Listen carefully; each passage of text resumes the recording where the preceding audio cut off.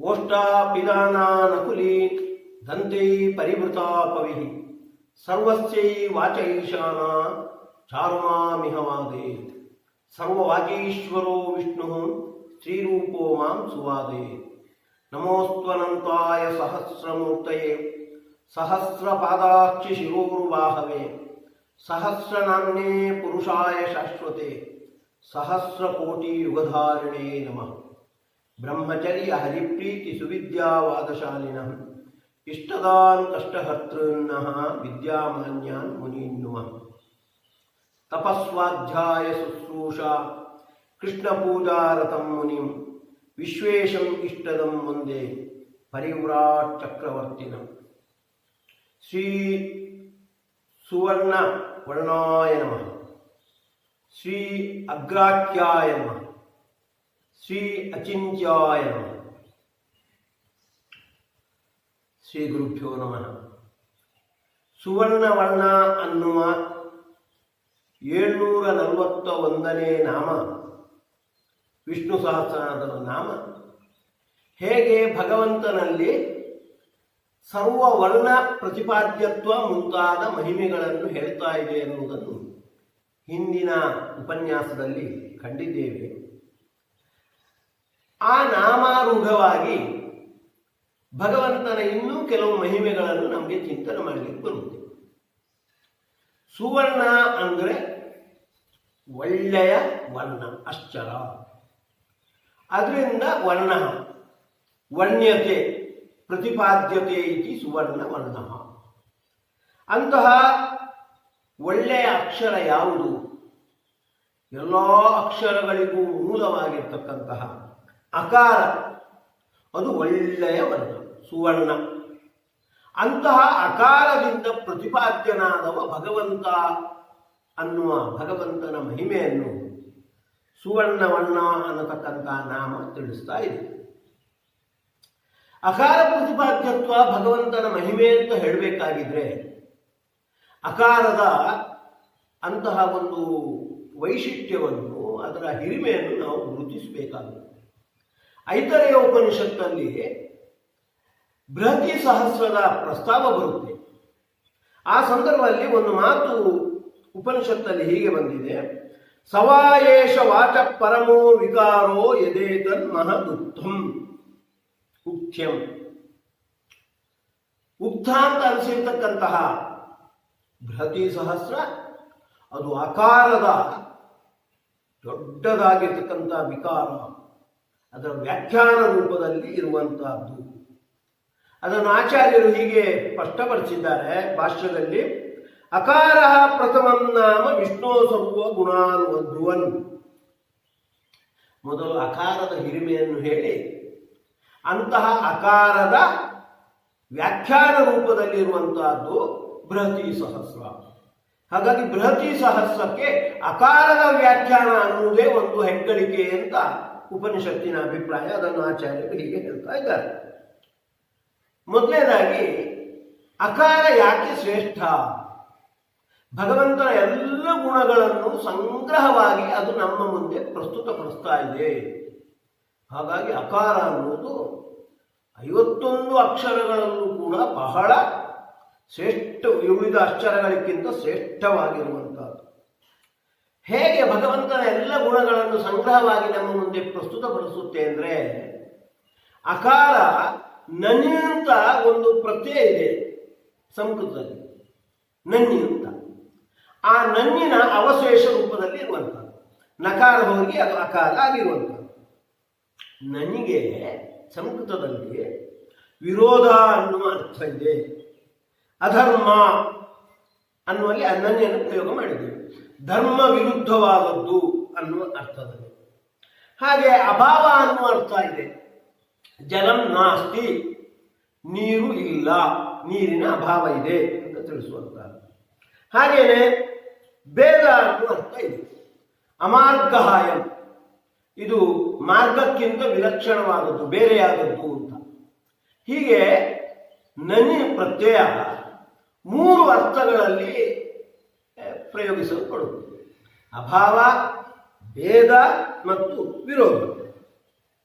ಹಾಗಾಗಿ ಅದನ್ನು ತಿಳಿಸಿ ಭಾಷ್ಯದಲ್ಲಿ ಆಚಾರ್ಯರು ಹೀಗೆ ಹೇಳ್ತಾ ಇದ್ದಾರೆ, ಸರ್ವದೋಷ ವಿರುದ್ಧತ್ವ ಗುಣಾನಾಂ ಅನ್ಯತಾಮಪಿ ವಿಷ್ಣೋರ್ವಕ್ತಿ ವಿಷ್ಣೋರ್ವದತಿ ಜೀವೇಭ್ಯೋ ಜಡೇಭ್ಯಶ್ಚೈವ ಸರ್ವದಾ ಅಭಾವಂ ಚೈವ ದೋಷಾಣಂ ಸರ್ವೇಷಾಂ ಕೇಶವೇ ವದೇ. ಭಗವಂತ ಯಾವುದೇ ದೋಷಗಳ ಇಲ್ಲದವ, ದೋಷಗಳ ಅಭಾವ ಇದೆ, ದೋಷಗಳಿಂದ ವಿರುದ್ಧವಾಗಿರ್ತಕ್ಕಂಥ ಗುಣಸ್ವರೂಪಿಯಾಗಿರ್ತಕ್ಕಂಥವ, ಎಲ್ಲರಿಗಿಂತ ವಿಲಕ್ಷಣನಾದವ. ಈ ಮೂರೂ ಅರ್ಥವನ್ನು ಕೂಡ ಭಗವಂತನ ಅಸಾಧಾರಣ ಗುಣಗಳಿವೆ. ಇವನ್ನು ಅಕಾರ ತಿಳಿಸುತ್ತೆ. ಸಮ್ಯಕ್ ವಕ್ತೃತ್ವತಃ ತಸ್ಮಾತ್ ಅಕಾರೋ ಮುಖ್ಯ ನಾಮಹಿ. ಭಗವಂತನ ವ್ಯಕ್ತಿತ್ವದ ಮೂರು ಪ್ರಮುಖವಾಗಿರ್ತಕ್ಕಂತಹ ಧರ್ಮಗಳು, ಇದನ್ನು ಅಕಾರ ಚೆನ್ನಾಗಿ ಹೇಳ್ತಾ ಇದೆ. ಹಾಗಾಗಿ ಅದು ಮುಖ್ಯನಾಮ. ಹೇಗೆ ನೋಡಿ, ಆ ಅಂದರೆ ವಿರೋಧಾರ್ಥಕವಾಗಿರ್ತಕ್ಕಂಥ ನನ್ನಿನ ಅವಶೇಷ ಅಂತ ಇಟ್ಟುಕೊಂಡಾಗ ದೋಷಗಳಿಗೆ ವಿರುದ್ಧಗಳಾಗಿರ್ತಕ್ಕಂಥ ಗುಣಗಳು ಅನ್ನುವ ಅರ್ಥ ಅಕಾರದಿಂದ ಹೊರಡುತ್ತೆ. ಅಂತಹ ಗುಣಸ್ವರೂಪಿಯಾದವ ಭಗವಂತ. ಹಾಗಾಗಿ ಆ ಅನ್ನುವುದು ದೋಷಗಳಿಗೆ ವಿರುದ್ಧಗಳಾಗಿರ್ತಕ್ಕಂಥ ಗುಣಸ್ವರೂಪಿಯಾದವ ಭಗವಂತ ಅಂತ ತಿಳಿಸುತ್ತೆ. ಇದು ವಿರೋಧಾರ್ಥಕವಾಗಿರ್ತಕ್ಕಂಥ ಅಕಾರ ತಿಳಿಸುವ ಅರ್ಥ. ಹಾಗೇನೆ ಅಭಾವ, ಭಗವಂತನಲ್ಲಿ ಯಾವುದೇ ದೋಷಗಳು ಇಲ್ಲ ಅಂತ ಅಭಾವವನ್ನು ತಿಳಿಸ್ತಕ್ಕಂಥ ನನ್ನಿನ ಅವಶೇಷವಾದ ಅಕಾರ ಹೇಳುತ್ತೆ. ಹಾಗೇನೆ ಭೇದ ಅರ್ಥದ ನನ್ನಿನ ಅವಶೇಷವಾಗಿರ್ತಕ್ಕಂಥ ಅಕಾರ ಭಗವಂತ ಉಳಿದೆಲ್ಲ ಜೀವರಿಗಿಂತ ಜಡ ಪದಾರ್ಥಗಳಿಗಿಂತ ವಿಲಕ್ಷಣನಾದವ, ಭಿನ್ನನಾದವ ಅಂತ ತಿಳಿಸ್ತಾ ಇದೆ.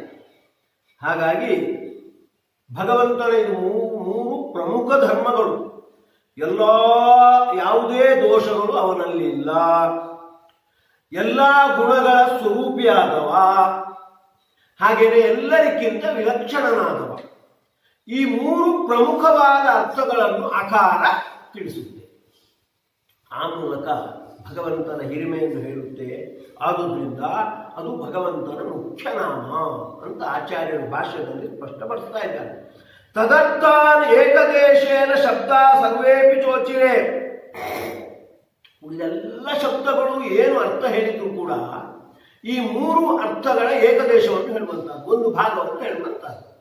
ಒಂದೋ ಭಗವಂತ ಗುಣಸ್ವರೂಪಿಯಾಗಿದ್ದಾನೆ, ಅವನಲ್ಲಿ ಯಾವುದೇ ದೋಷ ಇಲ್ಲ, ಅಥವಾ ಎಲ್ಲಕ್ಕಿಂತ ವಿಲಕ್ಷಣನಾಗಿದ್ದಾನೆ. ಈ ಮೂರು ಅರ್ಥದಲ್ಲಿ ಯಾವುದಾದ್ರೂ ಒಂದು ಅರ್ಥವನ್ನು ಉಳಿದವುಗಳೆಲ್ಲ ತಿಳಿಸುವಂತಹ. ಹಾಗಾಗಿ ವ್ಯಾಖ್ಯೇಯ ರೂಪತ್ವಂ ವಿಕಾರತ್ವಂ ವಿಹೋದಿತಂ. ಎಲ್ಲ ಶಬ್ದಗಳು, ಎಲ್ಲ ವಾಕ್ಯಗಳು ಅಕಾರದ ವಿಕಾರ. ಅಂದ್ರೆ ಅಕಾರ ವ್ಯಾಖ್ಯೇಯ, ಉಳಿದದ್ದೆಲ್ಲ ವ್ಯಾಖ್ಯಾನ. ವ್ಯಾಖ್ಯೇಯ ವ್ಯಾಖ್ಯಾನ ಭಾವವನ್ನು ಇಲ್ಲಿ ವಿಕಾರ ಅಂತ ಹೇಳಿರುವಂಥದ್ದು. ಯಾಕೆಂದ್ರೆ ಅದು ನಿತ್ಯ. ವಿಕಾರ ಅಂದ್ರೆ ಅದು ಬದಲಾವಣೆ ಆಗೋದಲ್ಲ, ಅದು ಮೂಲ ರೂಪದಲ್ಲಿದೆ, ಉಳಿದೆಲ್ಲ ಅದರ ವ್ಯಾಖ್ಯಾನ ರೂಪದಲ್ಲಿ ಇರುವಂತಹದ್ದು. ವಿಕಾರತ್ವಂಚ ನಾಣ್ಯಸ್ಯ ನಿತ್ಯ ವೇದ ಯಥೋಖಿಲ. ವಿಕಾರ ಅಂದ್ರೆ ಸಾಮಾನ್ಯವಾಗಿ ಅದರ ಪರಿಣಾಮ ರೂಪ ಅಂತ ಆಗುತ್ತೆ. ಅಕಾರದ ಪರಿಣಾಮ ರೂಪವೇ ಉಳಿದೆಲ್ಲ ಶಬ್ದಗಳು ಹಾಗಲ್ಲ. ವಿಕಾರ ಅಂದ್ರೆ ಅದರ ವ್ಯಾಖ್ಯಾನ ರೂಪದಲ್ಲಿರುವಂತಹದ್ದು. ಅಕಾರ ಅನ್ನುವುದು ವ್ಯಾಖ್ಯೆಯ ರೂಪದಲ್ಲಿ ಇರುವಂತಹದ್ದು. ಅಕಾರೋ ವೈ ಸರ್ವಾವಾಕ್ ಅಂತ ಮತ್ತೊಂದು ಐತರೇಯ ಉಪನಿಷತ್ತಿನ ಎಲ್ಲಾ ಮಾತುಗಳು ಕೂಡ ಅಕಾರವೇ. ಏನಂದ್ರೆ ಅರ್ಥ? ತಸ್ಮಾತ್ ಸರ್ವಗುಣ ವಿಷ್ಣೋ ಅಕಾರೋ ವಕ್ತಿಯ ಪ್ರಭೋ. ಎಲ್ಲಾ ಗುಣಗಳನ್ನು ಅಕಾರ ತಿಳಿಸುತ್ತೆ. ಯಾಕಂದ್ರೆ ಗುಣಗಳು ದೋಷ ವಿರುದ್ಧವಾದವುಗಳು. ವಿರೋಧಾರ್ಥಕವಾಗಿರ್ತಕ್ಕಂಥ ನನ್ನೇ ದೋಷ ವಿರುದ್ಧಗಳಾಗಿರ್ತಕ್ಕಂಥ ಗುಣಗಳನ್ನು ತಿಳಿಸುವ ಮೂಲಕ ಭಗವಂತನಲ್ಲಿ ಅಂತ ಎಲ್ಲಾ ಗುಣಗಳು ಇವೆ ಅಂತ ತಿಳಿಸುತ್ತೆ. ತದ್ವ್ಯಕ್ತಯೋಪಿ ಶಬ್ದಾಯೇ ಸರ್ವೇ ವಿಷ್ಣು ಗುಣಬ್ರುವಾಹ. ಅಂತಹ ಅಕಾರದ ವ್ಯಾಖ್ಯಾನ ರೂಪದಲ್ಲಿರುವುದರಿಂದ ಎಲ್ಲಾ ಶಬ್ದಗಳು ಕೂಡ ಭಗವಂತನ ಗುಣಗಳನ್ನೇ ತಿಳಿಸುವಂತಹದ್ದು ಅಂತ ಹೀಗೆ ಆಚಾರ್ಯರು ತಿಳಿಸಿದ್ದಾರೆ. ಸುವರ್ಣ ವರ್ಣ, ಒಳ್ಳೆಯ ವರ್ಣ ಯಾವುದು? ಅಕಾರ.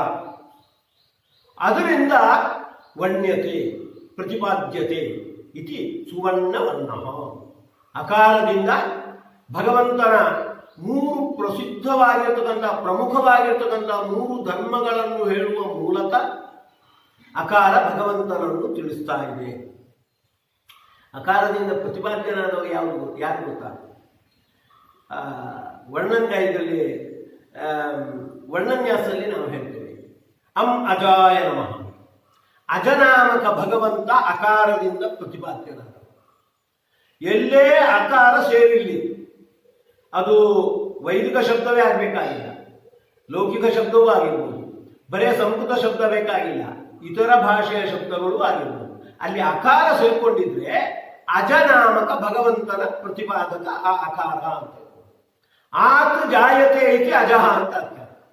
ಅಕಾರದಿಂದ ಹುಟ್ಟುವವ ಅಂದ್ರೆ ಅಭಿವ್ಯಕ್ತನಾಗುವವ. ಎಲ್ಲಿ ಅಕಾರ ಇದ್ರೂ ಕೂಡ ಅಕಾರದಿಂದ ಅಜನಾಮಕ ಭಗವಂತನ ಅಭಿವ್ಯಕ್ತಿ ಆಗುತ್ತೆ. ಹಾಗಾಗಿ ಸುವರ್ಣ ವರ್ಣ, ಒಳ್ಳೆಯ ವರ್ಣವಾಗಿರ್ತಕ್ಕಂಥ ಅಕಾರದಿಂದ ವರ್ಣ್ಯತೆ ಪ್ರತಿಪಾದ್ಯತೆ ಯಾರು? ಅಜನಾಮಕ ಭಗವಂತ ಅಂತ ಹೀಗೆ ಅರ್ಥ ಹೊರಡುತ್ತೆ. ಈ ಅಕಾರವೇ ಓಂಕಾರ ಆಗಿದೆ ಅಂತ ಅದೇ ಸಂದರ್ಭದಲ್ಲಿ ಆಚಾರ್ಯರು ತಿಳಿಸ್ತಾ ಇದ್ದಾರೆ. ಅಕಾರಸ್ಯ ವಿಕಾರೋಯಂ ಓಂಕಾರ ಇತಿ ಕಥ್ಯತೆ. ಎಲ್ಲ ವರ್ಣಗಳಲ್ಲಿ ಬಹಳ ಶ್ರೇಷ್ಠವಾಗಿರ್ತಕ್ಕಂಥದ್ದು ಮುಖ್ಯವಾದ ನಾಮ ಅಕಾರ. ಅದಾದ ಮೇಲೆ ಓಂಕಾರ. ಆ ಓಂಕಾರ ಅನ್ನುವುದು ಆ ಉ ಮಾ ಅಂತ ಮೂರು ವರ್ಣಗಳನ್ನು ಸೇರಿಸಿಕೊಂಡಿರುವಂಥ ಅದು ಅಕಾರದ ವಿಕಾರ.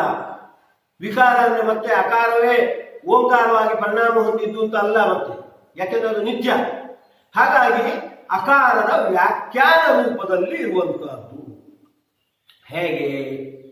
ಓಂಕಾರ ಅನ್ನುವುದು ಅಕಾರದ ವ್ಯಾಖ್ಯಾನ ರೂಪದಲ್ಲಿ ಹೇಗಿದೆ ಆಚಾರ್ಯರು ತಿಳಿಸ್ತಾರೆ. ಅಧಿಕೋಚ್ಚತ್ವಮಾನಂ ಹಿ ತಸ್ಯಾರ್ಥ ಸಮುದೀರಿತ.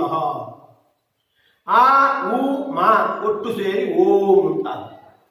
ಆ ಉ ಅಂದ್ರೆ ಅಧಿಕ ಉಚ್ಚನಾದವ, ಎಲ್ಲರಿಗಿಂತ ಎತ್ತರದಲ್ಲಿರುವವ ಆ ಉ. ಆ ಅಂದ್ರೆ ಅಧಿಕದ ಅಬ್ರಿವೇಶನ್, ಉ ಅಂದ್ರೆ ಉಚ್ಚದ ಅಬ್ರಿವೇಶನ್. ಹಾಗಾಗಿ ಅಧಿಕ ಉಚ್ಚನಾದವ ಅನ್ನೋದು ಆ ಉದ. ಇನ್ನು ಮಾ ಅಂದ್ರೆ ಮಾತ, ಮಾನವಾನೆ, ಎಲ್ಲವನ್ನೂ ತಿಳಿದವ, ಜ್ಞಾನಸ್ವರೂಪಿಯಾದವ, ಎಲ್ಲವನ್ನೂ ತಿಳಿದವ, ಆದುದರಿಂದಲೇ ಎಲ್ಲರಿಗಿಂತ ಎತ್ತರದಲ್ಲಿರುವವ. ಇದು ಓಂಕಾರದ ಅರ್ಥ. ಇದು ಅಕಾರದಿಂದ ಹೊರಟಿರುವಂತಹದ್ದು. ಅಕಾರ ಅಧಿಕ ಅನ್ನುವ ಅದು ಏಕದೇಶ ಅಂದರೆ ಅಬ್ರಿವೇಶನ್. ಅಧಿಕವಾಗಿ ಉಚ್ಚನಾದವ, ಅಧಿಕವಾಗಿ ತಿಳಿದವ. ಹಾಗಾಗಿ ಓಂಕಾರದ ಈ ಎರಡು ಅರ್ಥವನ್ನು ಕೂಡ ಅಧಿಕ ಅನ್ನುವ ಶಬ್ದವನ್ನು ತಿಳಿಸುವ ಮೂಲಕ ಅಕಾರ ತಿಳಿಸುತ್ತೆ. ಅಧಿಕ ಎಚ್ಚರದಲ್ಲಿರುವವ, ಅಧಿಕವಾಗಿ ತಿಳ್ಕೊಂಡವ, ಆದುದರಿಂದಲೇ ಅಕಾರದಿಂದ ಅಕಾರದ ವ್ಯಾಖ್ಯಾನ ರೂಪದಲ್ಲಿ ಓಂಕಾರ ಇರುವಂತಹದ್ದು. ಅಕಾರೇಣೇವ ತತ್ಸರ್ವಂ ಉಕ್ತಂ ಆಧಿಕ್ಯ ವಕ್ತೃತಃ. ಅದನ್ನೇ ಹೇಳ್ತಾರೆ, ಅಕಾರ ಆಧಿಕ್ಯವನ್ನು ಹೇಳುತ್ತೆ, ಅಧಿಕ ಅಂತ. ಹಾಗಾಗಿ ಅಧಿಕವಾಗಿ ಎತ್ತರದಲ್ಲಿರುವವ, ಅಧಿಕವಾಗಿ ತಿಳ್ಕೊಂಡವ, ಆ ಎರಡು ಅರ್ಥವನ್ನು ಕೂಡ ಅಕಾರ ಹೇಳುತ್ತೆ. ಅಧಿಕೋತ್ರ ಸ್ವರೂಪೋಸೋ ಮಾತಾ ಚಾಪ್ಯಧಿಕ ಏವ ಚ. ಅಧಿಕವಾಗಿ ಉಚ್ಚನಾದವ, ಅಧಿಕವಾಗಿ ಮಾತಾ ಅಂದ್ರೆ ಜ್ಞಾತನಾದವ ಅಂತ. ಹಾಗಾಗಿ ಸುವರ್ಣವರ್ಣ ಅನ್ನುವ ನಾಮಕ್ಕೆ ಇನ್ನೊಂದು ಅರ್ಥ ಆಯಿತು. ಸುವರ್ಣ ಅಂದ್ರೆ ಒಳ್ಳೆಯ ವರ್ಣಗಳನ್ನು ಒಳಗೊಂಡಿರುವಂತಹದ್ದು ಓಂಕಾರ. ಮೊದಲು ಸುವರ್ಣ ಅಂದ್ರೆ ಒಳ್ಳೆಯ ವರ್ಣವಾಗಿರ್ತಕ್ಕಂಥ ಅಕಾರ ಅಂತ ಇಟ್ಕೊಂಡು, ಈಗ ಆ ಅಕಾರದಿಂದ ಅಭಿವ್ಯಕ್ತವಾಗಿರ್ತಕ್ಕಂಥ ಓಂಕಾರ ಸುವರ್ಣ.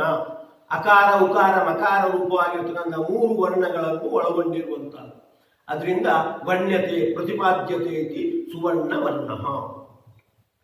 ಓಂಕಾರಕ್ಕೆ ಮೂರು ಅರ್ಥ, ಮೂರು ವರ್ಣಗಳು, 8 ವರ್ಣಗಳು, ಅನಂತ ವರ್ಣಗಳು ಹೀಗೆಲ್ಲ ಇವೆ. ಈಗ ಸದ್ಯದಲ್ಲಿ 3 ವರ್ಣಗಳನ್ನು ಒಳಗೊಂಡಿರ್ತಕ್ಕಂಥ ಓಂಕಾರ ಸುವರ್ಣ. ಅದರಿಂದ ಪ್ರತಿಪಾದ್ಯನಾಗಿರುವುದರಿಂದ ಭಗವಂತ ಸುವರ್ಣವರ್ಣ ಅಂತ ಅನಿಸ್ತಾನೆ. ಹಾಗೇನೆ ನಾರಾಯಣ ಅನ್ನುವ ಒಂದು ನಾಮ, ಅದು ಕೂಡ ಅಕಾರದಿಂದ ಅಭಿವ್ಯಕ್ತವಾದದ್ದು, ಅಕಾರದ ವ್ಯಾಖ್ಯಾನ ರೂಪದಲ್ಲಿರುವಂತಹದ್ದು ಅದೇ ಸಂದರ್ಭದಲ್ಲಿ ತೋರಿಸ್ತಾರೆ. ತಸ್ಮಾತ್ ಅಕಾರ ಬೀಜೇಯಂ ವಿಷ್ಣೋರ್ ನಾರಾಯಣ ವಿಧೋ ಪ್ರಣವಶ್ಚ. ವಿಷ್ಣುವಿನ ನಾರಾಯಣ ಅನ್ನತಕ್ಕಂಥ ಹೆಸರು ಅಕಾರ ರೂಪವಾದ ಬೀಜದಿಂದ ಹುಟ್ಟಿಕೊಂಡಿರುವಂತಹದ್ದು ಅಂತ ಹೇಳ್ತಾರೆ. ಹೇಗೆ? ಅಕಾರಕ್ಕೂ ನಾರಾಯಣ ನಾಮಕ್ಕೂ ಏನು ಸಂಬಂಧ? ನಾರಾಯಣ ನಾಮದಲ್ಲಿ ಅಕಾರದ ಅರ್ಥವೇ ತುಂಬಿಕೊಂಡಿರುವಂತಹದ್ದು ಅಂತ ಹೇಳ್ತಾರೆ.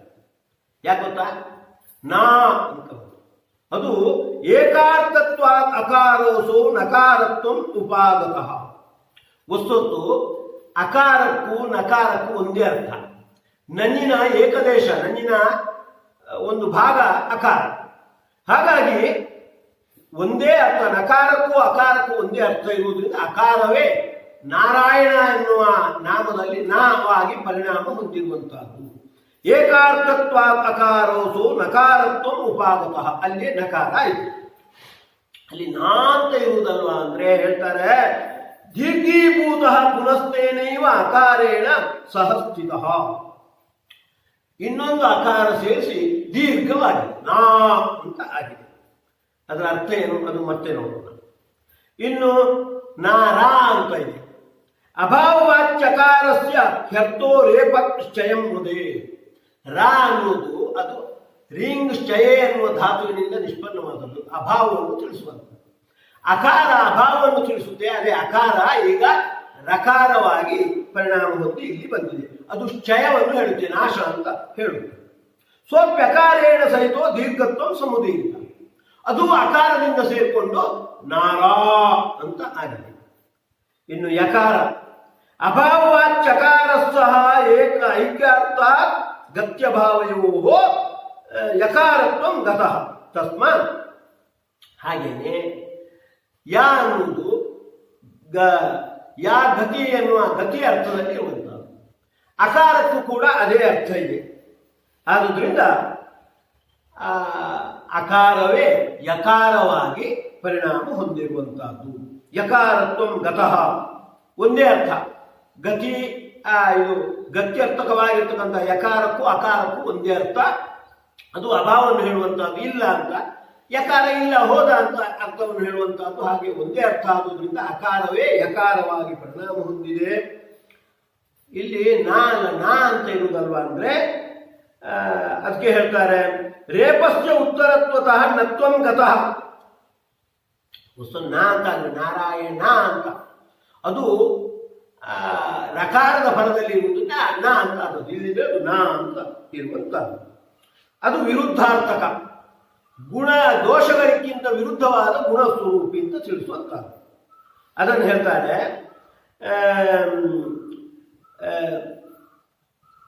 ಅತ್ಯತ್ವ ಸರ್ವಭೂತೇಭ್ಯ ಜಡೇಭ್ಯಶ್ಚ ಸದೈವ ಹಿ ಅನ್ಯತ್ವ.